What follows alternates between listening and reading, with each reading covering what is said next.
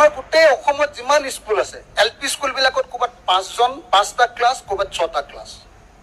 শিক্ষক আছে ক'ৰবাত 1জন, ক'ৰবাত 2জন।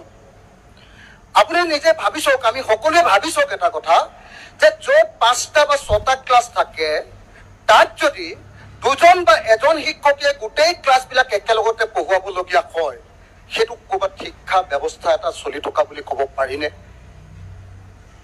সেইকাৰণে মই ভাবোঁ যে আজি শিক্ষামন্ত্ৰীজনে বা এই চৰকাৰখনৰ প্ৰথম আৰু প্ৰধান কৰণীয় কাম 2টা আছিলে শিক্ষাৰ ক্ষেত্ৰত, বিদ্যালয় শিক্ষাৰ ক্ষেত্ৰত 2টা আছিলে। নম্বৰ 1, যে প্ৰত্যেকটো ক্লাছৰ বিপৰীতে এজন শিক্ষক নিযুক্তি দিয়া, নম্বৰ 1।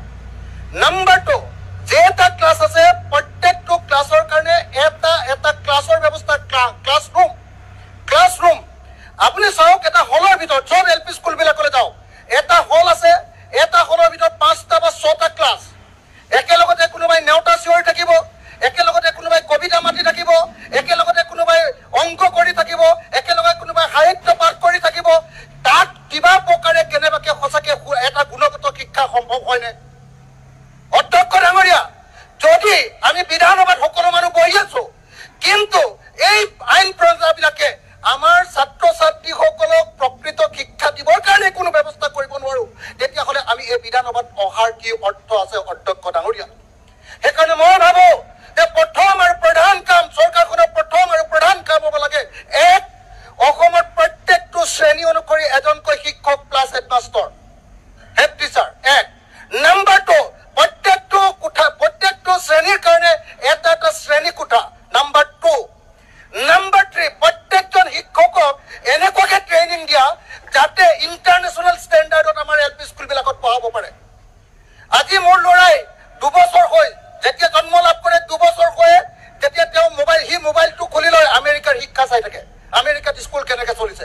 আৰু যেতিয়া আমাৰ স্কুললৈ যায়, অংগনবাদী কেন্দ্ৰটোলৈ যায়, অথবা আমাৰ LP স্কুলখনলৈ যায়, য'ত মজিয়াখনো ভগা, ওপৰৰ পৰা পানী পৰি আছে, একদম শিক্ষক নাই, কাউৰী কুমালী গোটেই হুলস্থুল, সেইখন স্কুলত গৈ আজিৰ যুগত, আজিৰ যুগত কোনোবা ল'ৰা ছোৱালীয়ে শিক্ষা ল'ব পাৰিবনে?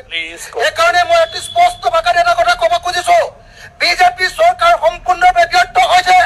এই চৰকাৰে শিক্ষা ব্যৱস্থাৰ উন্নতিৰ কাৰণে কোনো কাম কৰিব পৰা নাই। এই চৰকাৰে কেৱল সাম্প্ৰদায়িক ৰাজনীতি কৰিছে, কিন্তু শিক্ষাৰ উন্নতিৰ কাৰণে এটা কামো কৰিব পৰা নাই। সেইকাৰণে মই স্পষ্ট ভাষাত কৈছো, শিক্ষামন্ত্ৰী আজি পদত্যাগ কৰিব লাগে। শিক্ষামন্ত্ৰীয়ে ক'ব লাগে যে মোৰ জীৱনত একো কৰিব নোৱাৰিলো। আজিৰ দিনটোত আপোনালোকে জানে, ড্ৰপ আউট ৰেটৰ ক্ষেত্ৰত ছেকেণ্ডাৰী ড্ৰপ আউটত গোটেই ভাৰতৰ ভিতৰত আমি 1 নম্বৰত। আমাৰ ল'ৰা ছোৱালী আটাইতকৈ বেছি আধাতে স্কুল এৰি দিয়ে, আটাইতকৈ বেছি।